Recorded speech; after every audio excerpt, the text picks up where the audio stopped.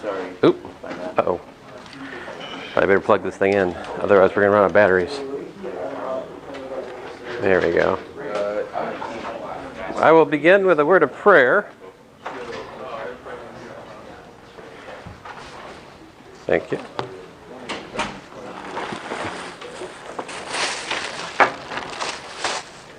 I will attempt to begin with a word of prayer. Dear Father, we thank you for this day again. I thank you for this class and just ask that you'd be glorified in what we do this day, Lord. In your name I pray, Lord Jesus. Amen. All right, so I had introduced the concept of integral with respect to surface area, or the surface area integral, if you like. And we've also introduced the flux integral, right? And we worked out ds for the sphere. So, like last time, we had the integral. So, like generically speaking, integral of f ds, vector field f ds over the surface S was equal to the integral over the parameter domain of f of r of uv dot partial r partial u cross partial r partial v, and then we integrate that over du dv.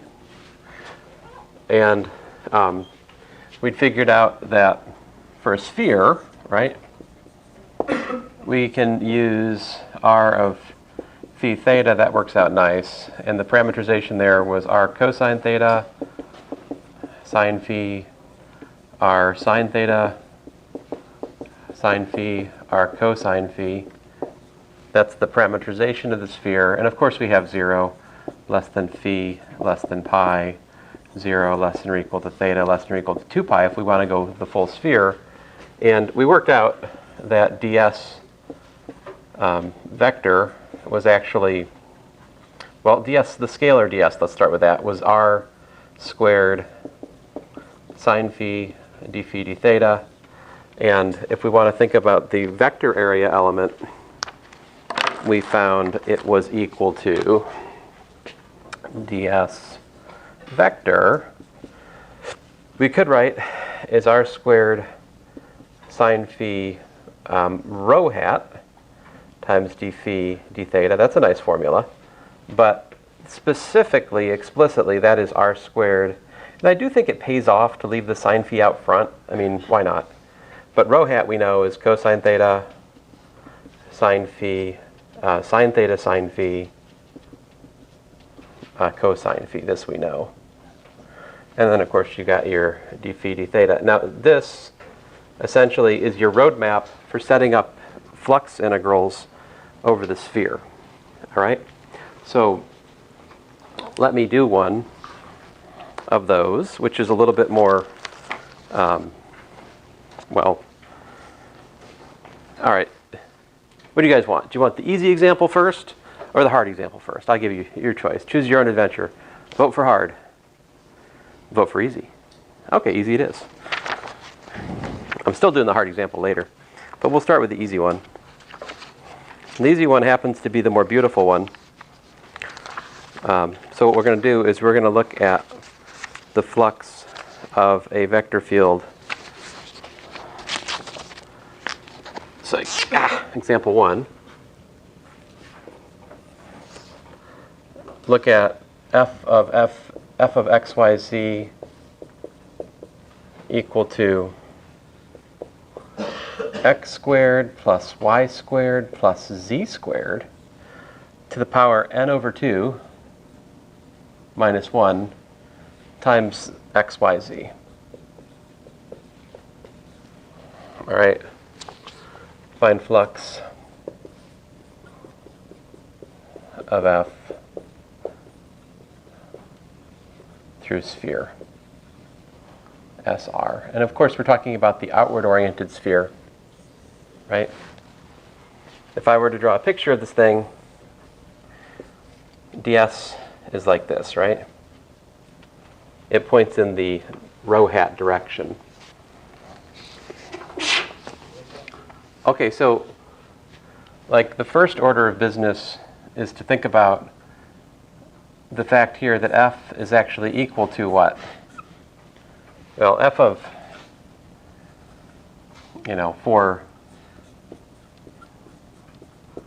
for points on the sphere, rho, which is, the square root of x squared plus y squared plus z squared is equal to what? It's just equal to r, right? And if you look at this, my vector field f is actually what?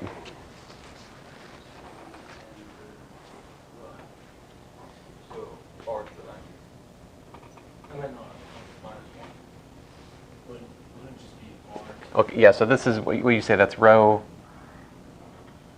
to the, let's think of,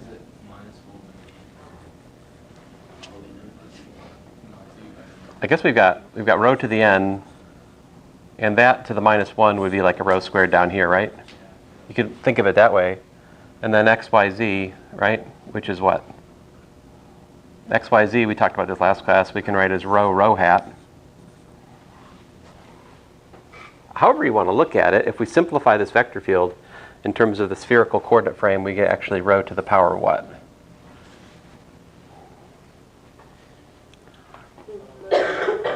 N minus 1? N minus 1 rho hat, I think, if I haven't messed something up. Oh, I have messed something up somehow or another. Huh.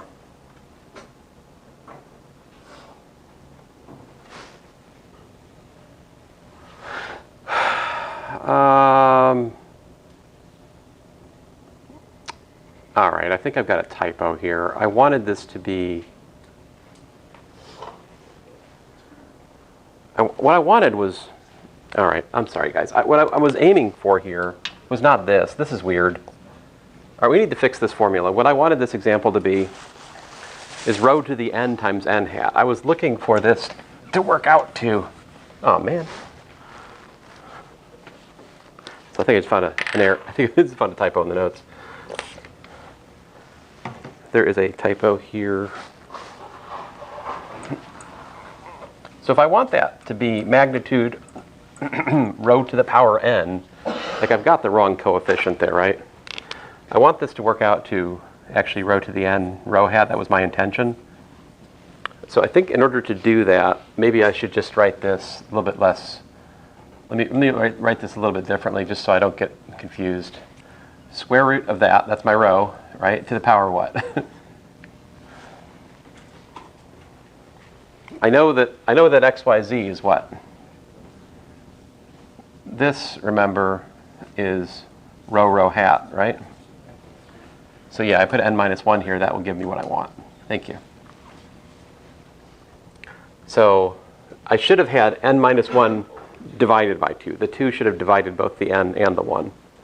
All right, so messed up the fraction there in the original problem. And I'm talking right now about example 7.68 if you're keeping score on page 363. All right, so now we fixed it, but what is this on the sphere? Rho is not just an arbitrary thing, it's what? On the sphere, rho is equal to r, right? So on the sphere, the formula for f is actually r to the power n times rho hat, right? So when I calculate f of r of phi theta, right, and I take the dot product with ds vector, we're talking about r to the n rho hat, right, dot product with r squared sine phi d theta, rho hat. So actually what we're going to integrate is simply r to the n plus 2 times the sine of phi times d theta, right? That's actually what f dot ds works out to. That's the thing we're going to integrate. So the flux then that we're calculating is simply the integral from 0 to 2 pi, integral from 0 to pi, of r to the n plus 2 sine phi d phi d theta. And of course, r to the n plus 2 is just a constant. It pulls out, right? And here we are back again once more to the integral of sine phi d theta, which works out to 4 pi. So there you go. The flux is 4 pi times r to the n plus 2.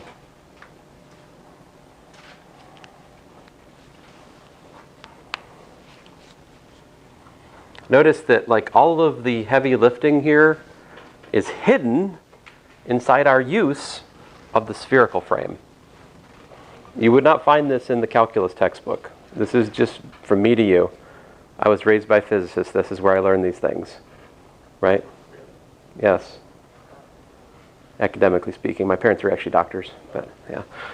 I mean, my dad was a math major, but only in name, not in his heart. I love my dad. I mean, but while he was living, we never really had a deep conversation about undergraduate mathematics, and yet he was an undergraduate major in math, so it was a means to an end for him to get to medical school. So, you know, that's fine. I mean, he met my mom in medical school, so I can't complain. Let's see here. You know. All right, so now there's something, let's stop and appreciate this. What happens when n equals to minus 2? Something very special, right? That goes to 1. The flux is just 4 pi, right? But you see, when n equals to minus 2, the flux is independent of the radius. For any other choice of n, the flux would depend on the radius, right? Okay, so next up, example 2. I'll do another sphere example for you guys. Here, let's look at the vector field f of x, y, z equal to, we'll do z, y, and x. Now this one, we can't just, this one we have to face the music. We can't just work our way around the problem using the spherical frame like the first example is super nice. It's a spherically symmetric vector field, and that's why it worked out so pretty. This one is not spherically symmetric, and it's not going to be as pretty. But it's not that bad. So we're going to start out, basically, the logic here is to, you know, we're finding the flux of f through sphere. The outward-oriented sphere. And so what I'm going to do is I'm just going to say, okay, so f of r of phi theta, our parameterization. In other words, we're doing what? Well, fine, one more step. This is f of, what's my parameterization? Well, my parameterization is r cos theta, sine phi, r sine theta, sine phi, r cosine phi, right? Those are the parameterization formulas, right? But now I need to plug those into the vector field that I'm given. And that's simple enough. How's that go? Z comes first, so I got an r cosine phi. And then y stays put, so I've got r sine theta sine phi, right? And then x is r cosine theta sine phi, apparently, right? Now, we have to take that and take the dot product of that with the ds, right? We're integrating that. So we need to calculate f dot ds here, right? So that is, well, let's be smart about this. Let's pull out what's in the ds. Well, we know what's in the ds. We talked about this already. It's got an r squared sine phi. Let's leave that out front, right? R squared sine phi. We'll leave that out here. And then I've got the thing I just wrote. R cos phi, R sine theta sine phi, R cosine theta sine phi, right? And then taking the dot product with what? What's left? in my ds vector. The row hat, basically, right? So I've already written this down. So my row hat is, well, we know it. Cosine theta, sine phi, sine theta, sine phi, cosine phi. And then, of course, I've got my d, don't forget my d phi and d theta there. Great. All right, so let's work. What do we got here? How's this work out? Well, let's notice that there's a net of an r what? R to the power 3, right? There's an r everywhere. We can factor this r out, right? Factor that out. R times r squared is r cubed. I'll leave the sine phi out front for the moment. And so we're going to get, cosine theta, cosine phi, sine phi, plus, looks like a sine squared theta, sine squared phi, plus, looks like a cosine theta, sine phi, cosine phi, d phi d theta, right? Oh, look at that. These two guys are the same, right? So we can combine those and work on the integral. So the integral, so the flux, right? The integral of f dot ds over the sphere, radius r, is going to be the integral from 0 to 2 pi, the integral from 0 to pi of, well, I'll pull the r cubed out front. It's a constant, right? I can do that. Pull that out front. And we're going to get, like, basically two terms, right? We've got twice cosine theta times cosine phi, sine squared phi, right? That comes from my two green terms there. And then we got the middle term, right? Which is sine squared theta, sine squared phi, all right, d phi d theta.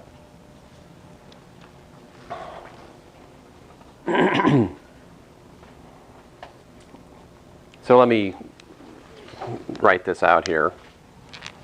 So what we're up against is r cubed, the integral from 0 to 2 pi of, well, cosine theta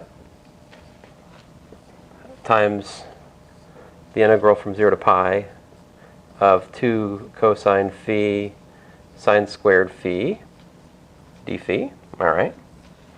Put some big old parentheses here. And then plus z integral from 0 to 2 pi of sine squared theta times the integral from 0 to pi of sine. Now, hold on a second, guys. Is that a sine squared or a sine cubed? That's a cube, isn't it? So I make these errors for your learning. You're welcome.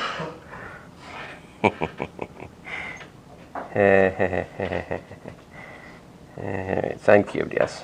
D phi. Close the big old parenthesis there. And what we got?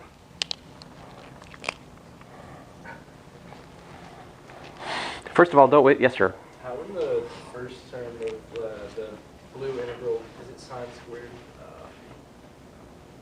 Not just sine. Because there's a sine and a sine. And it doesn't matter anyway, because look, the only part of this story that matters, this right here, this is the trump of the integral. Right here. It's the only part that matters. It dominates the news right here. 0. Right? You're integrating cosine full cycle, so that's 0, right? We don't need, who cares what this integral is? I mean, you could do it, but we don't care. So that's 0. And this piece over here, when you do the integral, you get, pi from the sine squared integral, and you get a 4/3 from the other one. And of course, we've still got the r cubed out front. So the answer is 4/3 pi r cubed. Now, if you don't believe me, work it out for yourself. But that's how those integrals work out.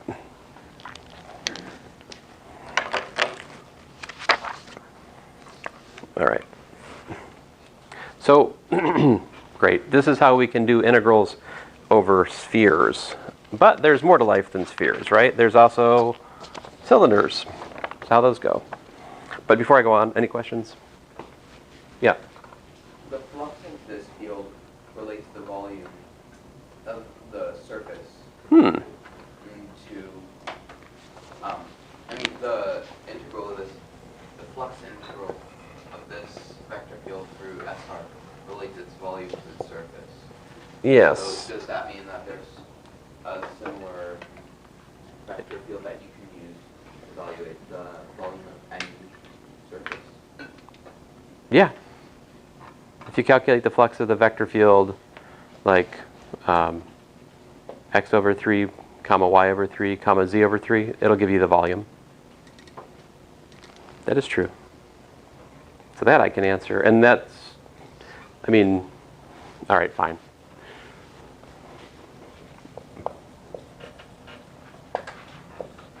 No, I will not make this remark. I'm not going to spoil. It's very tempting for me to make a future comment. A comment here that looks back from the future. If you come back to this example, like a week from now, there is a simple way to understand it, and we can actually get around this calculation. Like, I knew that that was the answer as soon as I wrote down the problem. Because I know things that we don't know yet. But at the moment, we should be where we are and do what we're doing, which is learning how to calculate the flux directly, all right? So let's keep doing that. So number 2 on my list of examples is like a right circular cylinder.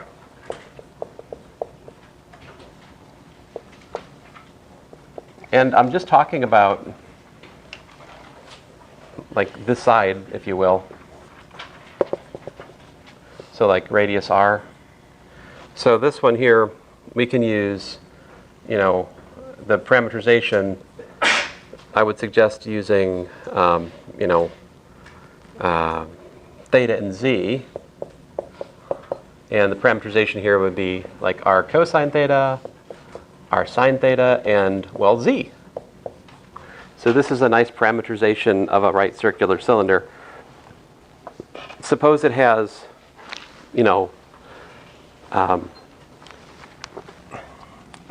height h. So maybe this down here would be z equals to 0. Up here you maybe have z equals to L. If that's the case, we'd say 0 less than or equal to z less than or equal to L. 0 less than or equal to theta less than or equal to 2 pi. Now geometrically, you guys can tell me, without calculation, what is the direction of the normal field here?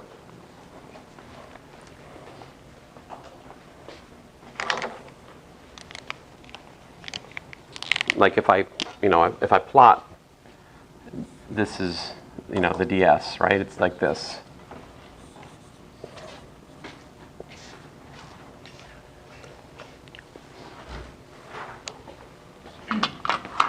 What do you guys expect that the direction of the normal field should be here in terms of our cylindrical coordinate system? You say it should be r hat, right? Should be in the r hat direction. Cylindrically out from the z-axis, right? So the z-axis, I'm saying, goes up the middle of this thing, just to be clear. But we can work that out, right? So partial r, partial theta, cross partial r, partial z. We can do that. Here, we've got minus r sine theta, r cos theta, comma 0, cross product with, well, 0, 0, 1. And how's that work? There's an r here, right? And, well, this is that marker. Oh. You guys want to smell it? No? No? All right, I don't recommend it. Whew. All right. So, all right. let's see here. X hat. No, let's do the y. Y cross. So I get r cosine. I get cosine theta here. I factored the r out, and then x hat cross z hat is minus y hat, but that minus minus gives me a plus, so I get a sine theta. What do you know? Yeah, it's what we said it would be, right? This is r hat in our cylindrical notation, right? So apparently, no surprise here really, ds vector is equal to r d theta dz in the r hat direction, and if you like, the scalar surface area element is hopefully very unsurprisingly simply r d theta dz. You could have expected this. How can we understand where the scalar surface area element's coming from geometrically? It's simply this: if you have an orthonormal coordinate system, like a coordinate system on the surface which is perpendicular, if you just look at a little length subtended in the one coordinate direction and a little length subtended in the other coordinate direction, like here, you've got a little dlz, right? And if you were to go the other way, you've got a little dl theta, but the dl theta is just r d theta because the radius that it's sweeping out from is radius r. So dlz is just dz, right? So when we take the product of like dz and r d theta, that gives us the typical area subtended on the surface if we go over a little change dz and a little change d theta. So this makes perfect sense that ds would be r d theta dz like this. And again, I think the directionality of the outward pointing normal makes perfect sense, right? Now if we need to, okay, so not everything has cylindrical symmetry, so sometimes we need to use the formula what? Like, explicitly, if you want to write it out this way, you could say, okay, so that's really r cos theta, r sine theta, right? 0 d theta dz, right? That's another way to write the ds vector, if you like. What if we don't have a open cylinder? What if we have a cylinder with caps? What will we do then? Like, what if your cylinder looks like this? But it's got this piece up here, right? And it's got this piece down here. And it's got the side piece, right? So the side piece, we could just use just what we did. R d theta dz r hat, right? But what would you suggest if I call this, up here S? We need to label the top. Well, let's say that's the top and this is the bottom, and here's the side. The cylinder's just got one side, right? What would you suggest we use for the parameterization of the top and the bottom? What would we do there? I would suggest that we would just use, up here I would use ds vector. I would use how about just dx, dy, z hat, right? If you want to use Cartesian variables up there, you could do that. Probably you don't want to do that. Probably you want to use what? You could do r d theta, right? You could use, I would say cylindrical variables, sure. In some sense, it's just amounts to changing to polar coordinates in the integration if you started with x and y, right? We can see it that way. Now, so that's the top ds. What would the bottom ds be, though? Yeah, same thing, but with a minus. So like minus dx, dy, z hat, right? Or in practice, probably you want to go with r d theta in order to do that integration. And so like in this discussion here, this solid cylinder, altogether S is actually the top union the side, right? Union the base. So there's three separate cases if you're asked to calculate the flux through a closed cylinder like this. So why don't you use big R for the top and bottom? Because little r varies. Here, on that top face, we have 0 less than or equal to little r less than or equal to big R. And we have, z equals to L. Right? Theta goes full sweep. That's a great question. Thank you for asking that. Down on the bottom, what's the details of the parameterization down there? Down here, if I'm assuming it's just like this one, I have, 0 less than or equal to little r less than or equal to big R. Big R is the fixed but constant radius of the cylinder. Little r is the cylindrical coordinate which ranges.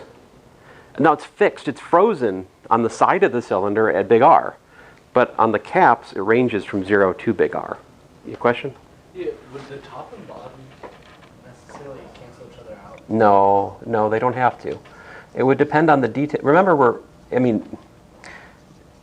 everything else being equal, sure, but the vector field could have a dependence which is asymmetric in the caps.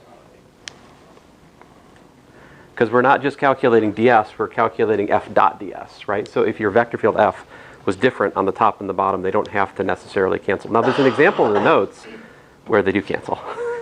Actually, there's an example in the notes where I have something like this, but every single stupid one of them works out to 0, so it's kind of annoying. Yeah. What you say, like on a quiz or a homework, if like the cylinder's closed or if it's open, will that If be- there's doubt, you should ask. Yeah.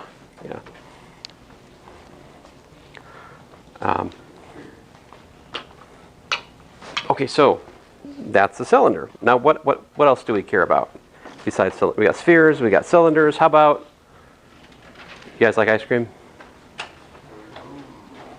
I know you guys like ice cream. Who doesn't like ice cream?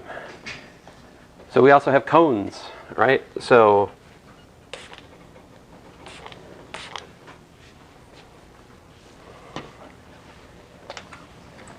and again,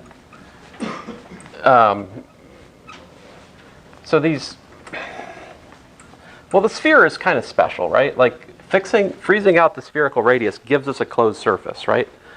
A closed surface, how would you define a closed surface versus an open surface? What's the difference?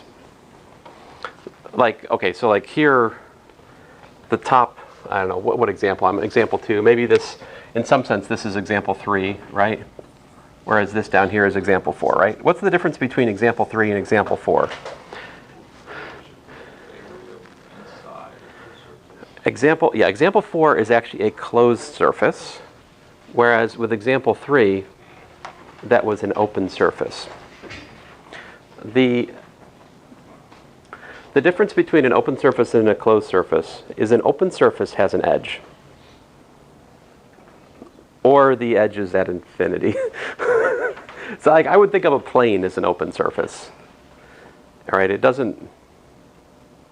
All right, well now I'm going to get into trouble. But certainly the closed, the capped cylinder is a closed surface. What's the edge of the capped cylinder? I mean, it doesn't have one. The boundary of the capped cylinder is actually empty. The boundary of the open cylinder, right? What's the boundary of the open cylinder?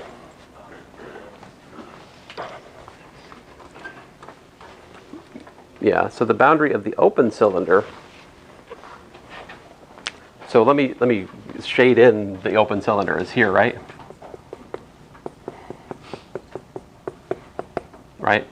So, and back here as well, right? So the boundary is actually this right here and that down there. Like the boundary of the side is the top rim unioned with the base rim. Now, there is an orientation which has to be understood because in order for the boundary, we use the positively oriented boundary. So the way to understand that, still imagine yourself a little dude walking along the surface, right? So if you imagine yourself a little dude walking along the surface, you have to walk this way. right? I think. If you can imagine yourself a little dude walking along the surface, then the cylinder's on your left, right? So that way. So that, I would say that that's a clockwise top rim. Now on the bottom surface, on the other hand, if you imagine yourself a little dude walking down here, what's the orientation of the bottom? Let's see here. I guess he's got to go this way, doesn't he? So I would say that's a counterclockwise base rim, because I use right-hand rule relative to the z-axis to give me if I point my thumb in the direction of the z-axis and my fingers curl this way, that's counterclockwise. If I have to point my thumb in the direction of the negative z-axis in order to follow the curve of the curve around the z-axis, that's a clockwise. So clockwise, counterclockwise. But yeah, the boundary, so like that's an open surface. It actually has a non-trivial boundary. This, on the other hand, the boundary is empty. Notice that, in fact, the boundary of the top and the boundary of the side, they're opposite. Because if you take the top, you put your thumb in the direction of the normal, and you look at the way your fingers curl around, the boundary of the top face is actually counterclockwise. So, versus the clockwise at the top rim. And the boundary of the bottom face is actually clockwise, which is opposite the counterclockwise boundary of the base rim. Right? So like these three different surfaces conspire so that where they meet, where they're glued together, their positively oriented edges have to be opposite in orientation. This is not an accident. This is the whole reason that we define orientation as we do in terms of, well, little dudes walking along edges. But yeah. All right, so cone. The natural way to define the cone is with freezing out the spherical radius, right? Phi naught. So basically, the equation of the cone is phi equals to phi naught, right? This gives us a cone at angle phi naught. And then what are the equations of the cone? Simply x equals to rho cosine phi naught sine theta. Oh, good grief! I can't do math. Sorry, this equation just now brought to you by my electromagnetism class, where we again have flipped the meaning of theta and phi, which is always messing with my brain. So I think we do sine of phi naught here, right? Then y is rho sine theta sine phi naught, and z is equal to simply rho cosine phi naught. So those are the parametric equations that define the cone. All right, and so the parameterization of the cone, I would suggest we use, all right, I got to think about things, guys. So here's how I think about it. Let me tell you my secrets. Rho, phi, theta. This is the circle of remembrance. This is the positive right-handed circle of spherical coordinate. So what I'm trying to say is this reminds me that like rho hat cross phi hat is theta hat. Theta hat cross rho hat is phi hat. So as I'm thinking of how to orient so like the parameters here are what? What are my parameters? Yeah. Rho and theta are nice choices for us. And, all right, so I want it to work out. I'm aiming to make the ds like this, guys, all right? That's what I'd like to see happen. And I think to make that happen, I should order the variables theta rho. That's my belief. I mean, I'm pretty sure that's how it's going to work out. So, all right, so we'll see if it works, right? So we got rho cosine theta sine phi naught, rho sine theta sine phi naught, rho cosine phi naught. All right, there we go. That is our parameterization of the cone. hopefully with the area pointing in the phi hat direction if I played my cards right. Let's find out though. How do we figure that out?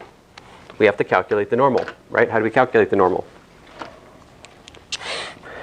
Our normal in the theta, using theta and rho as parameters, is defined to be partial r, partial theta crossed with partial r, partial rho. All right, so what is that? We've got minus rho sine theta sine phi naught, rho cosine theta sine phi naught, right? I like this. I like the last one. 0. And then we're supposed to take the cross product with the rho, which is just what? Cosine theta sine phi naught. Sine theta sine phi naught. Cosine phi naught, right? Dudes. Check it. So if we factor out rho sine phi naught here, I've just got minus sine theta cosine theta 0 cross product with, what is this?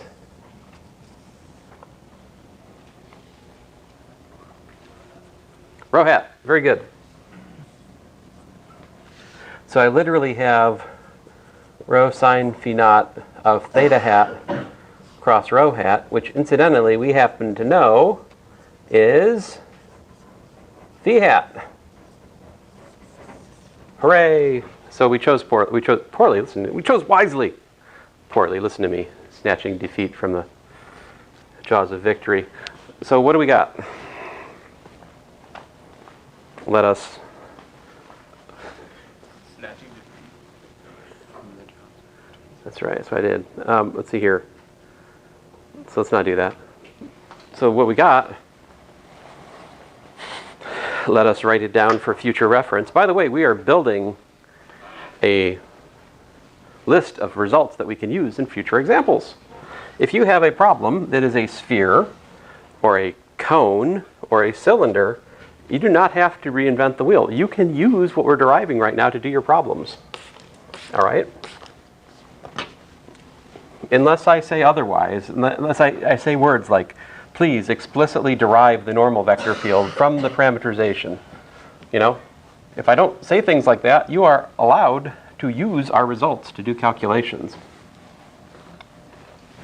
I hope you see that that's actually very freeing, because essentially once we know the ds, then we don't have to keep reinventing it. We can just use it for these standard examples of spheres, cylinders, cones, and, well, soon planes.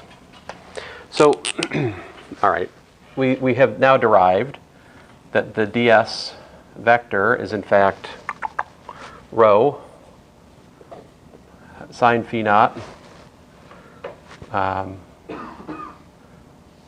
then let's see here, I have d theta, d rho. I like to put the thing last so that the phi hat goes here, all right? So this means that the scalar surface area element for the cone is simply rho sine phi naught d theta d rho. So there you go for a cone. And now it does beg some questions here, right? Like, all right, I mean, theta needs to full sweep if we're going to do the whole cone, right?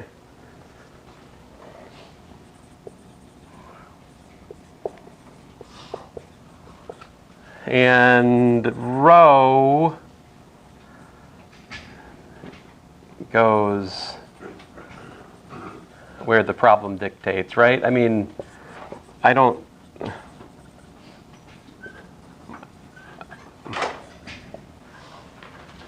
For example, if your cone looked like this, right? And this was, say, R, and this was H. What would your, if this was the cone that you're given, right? And not the open cone, yeah? Open top. that would suggest what my row would go what? 0 less than or equal to rho square root of what? What's that? R squared plus what squared? Oh, h squared. Okay, h squared, yeah. But we also would have to figure out the angle. What would it be? What's this angle?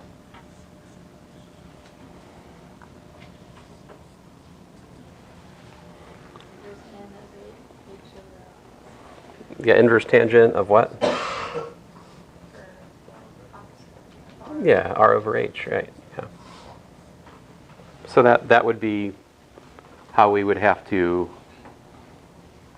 sort of prime the pump to use this derivation, right?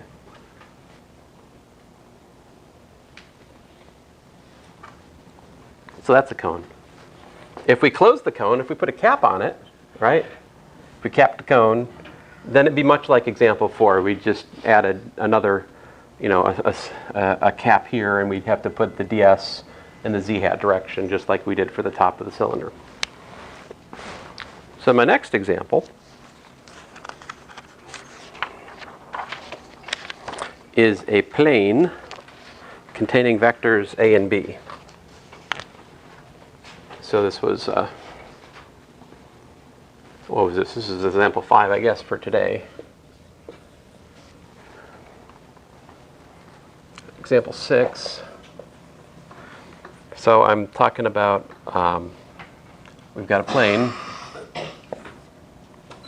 all right, and it's got some base point r naught.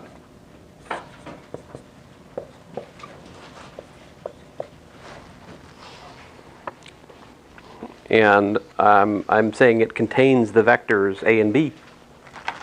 All right?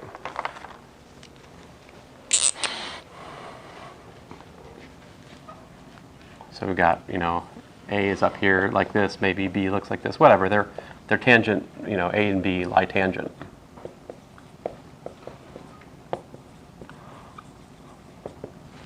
Then a parameterization for such a plane would be r naught plus u times a plus v times b, right? And then what would the normal vector field be in this context?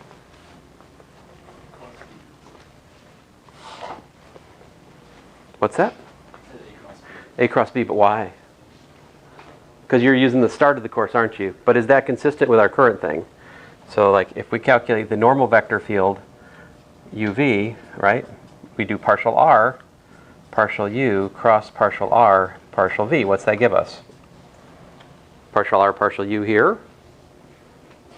So I think Blaise is exactly right. I mean, that's a cross b. So yes, that, of course, adheres to what we thought about earlier in the course. The normal to the plane is that, yeah.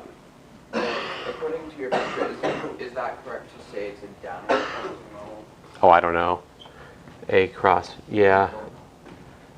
Oh, here, let me fix that. Is that better? A cross, now the normals, I draw them in the same place so you can see this is A cross B, right? Listen, but that's just a choice we made, right? What happens here, everything else being the same, this is something we haven't talked about enough about yet, but we should talk about this. This matters. Because, you might, okay, like a lot of times I ask about examples that we already have a wealth of understanding for. Spheres, cylinders, cones, planes. But there are other things, right? There are other things, and you might have to come up with the parameterization for those other things by yourself, right? And then you might have to be sure that you choose the order of the parameters so that the normal vector field's going in the right direction. One flexibility you need to remember is that if you choose wrongly, it will flip the normal vector field over. Check this out. If I switch the meaning, if I do v first and then u second, right? Same formula. Then this just becomes, by definition, partial r partial v cross partial r partial u, which is b cross a which of course is minus A cross B. This is not an accident. If you have a parameterization of a surface, and you want to parameterize the reversal of the surface, if you want to turn the surface upside down, so to speak, all you got to do is take your parameterization and reorder the parameters. Just flip the order of the parameters, v to u, u to v, just like that. It will flip the normal upside down. And this matters because the flux integral cares about which side the normal's on. It's ascribing vector fields going the same direction, piercing the surface through the normal field as positive flux. If the vector field lines go the opposite direction to the normal field, those are counted as negative flux. All right? Now here I've been a little bit sketchy. I didn't tell you what the domain was, right? So generally speaking, we don't find the flux over a whole plane. What do? We find the flux over a subset of the plane, right?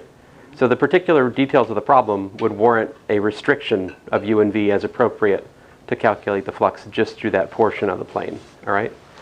So the details of, how to limit the parameters u and v to achieve the goal, that depends on the particular problem we're looking at. I have an example I'll project here in a bit.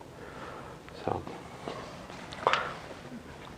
last but not least, the thing that pretty much the standard textbook only talks about is the integral of flux over a graph. This is incredibly limiting and almost never appears in any kind of application of science or engineering. But it exists large in the mind of Calculus 3 standard textbooks, the flux of a vector field through a graph. So I should talk to you about it. Let's do that. What's a graph look like?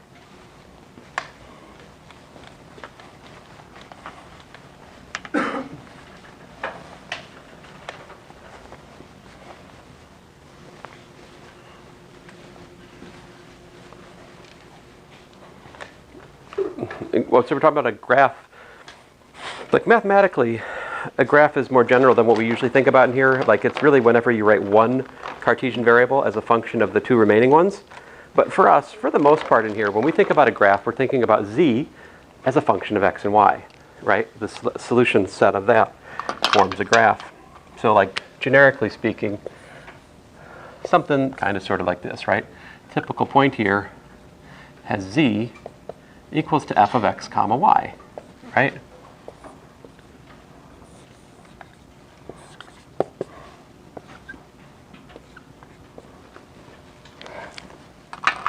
So, excuse me. If we want to make the graph have a normal vector field which points upward, right? Like this, I'll think about ds going like that. I need to parameterize the graph. So how do I do that? Do x, y, f, x, y function. You say x, y, and then f of x, y. I like it. This is called the Monge patch. So it has a name. Great. And then if I do that, what's partial r partial x cross partial r partial y? How's that work out for us? Because that would be the normal field. Let's see if we 50-50. We did it. So that's what? That's 1, 0, the x derivative, and then 0, 1, the y derivative. So what's the normal vector field to the graph then? We use using the Monge patch here. We've got let's see here.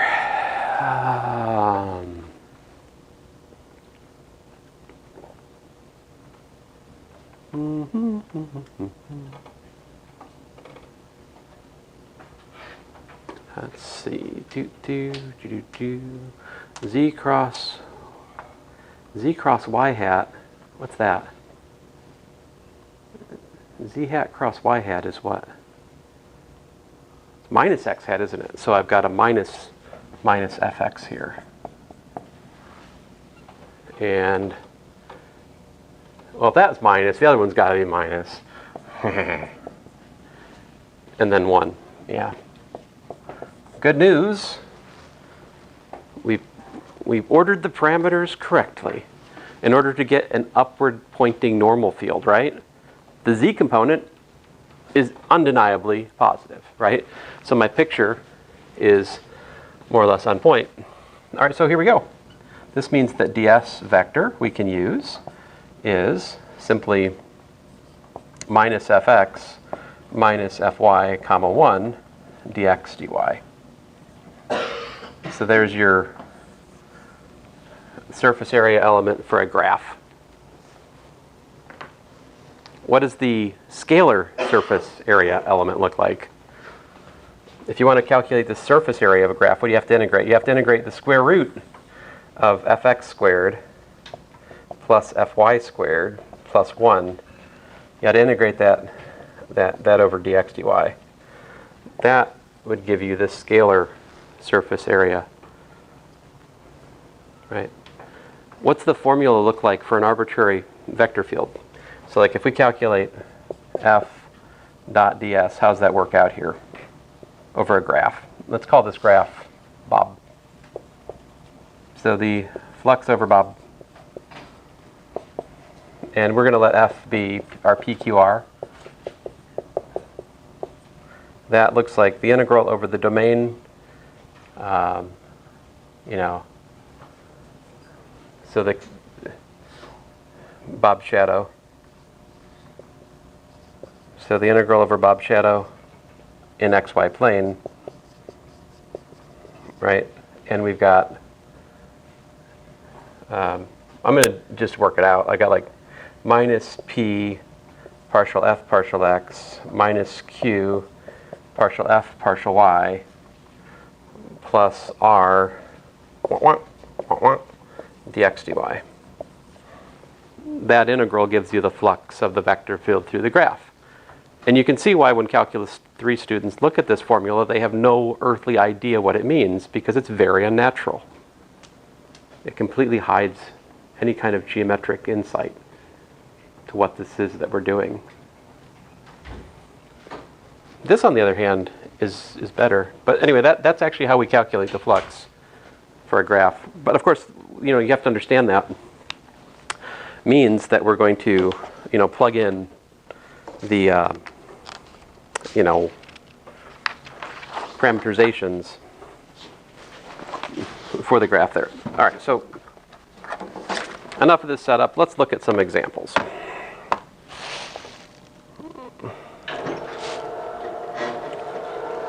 Because I do have some good examples to show you. I hope I've written out enough that you can understand now that we look at some things together. I think you'll understand. If I can find my notes, that would be lovely. Let's see here. Where did it go? Oh, there it is. All right, so like first order of business, I'll go back and show you some scalar surface integrals, because we should talk about that. Talk about that a bit. All right. Because the only one we've done so far was the the integral over this. We found the surface area of a sphere was 4 pi r squared, right? We did that one. So here's in the notes, page 358 to like, 360. I have all of the things we just derived. They're all laid out there, all right? So here's one. Suppose we have the mass of a sphere. We're trying to calculate that. This one has a mass per unit per surface area, which is given by inverse tangent of y over x, all right? I'm trying to find the mass of this sphere. So here sigma is dm ds. So I integrate sigma ds to find the total mass of the sphere, all right? Which means that what is sigma? Well, sigma is theta. So if I use the spherical coordinates, that's theta. So I have r squared theta. Now, why is this r squared sine phi d phi d theta? Well, we worked this out, right? That's the spherical scalar surface area element. And then we integrate from 0 to pi. There it is. Simple as that.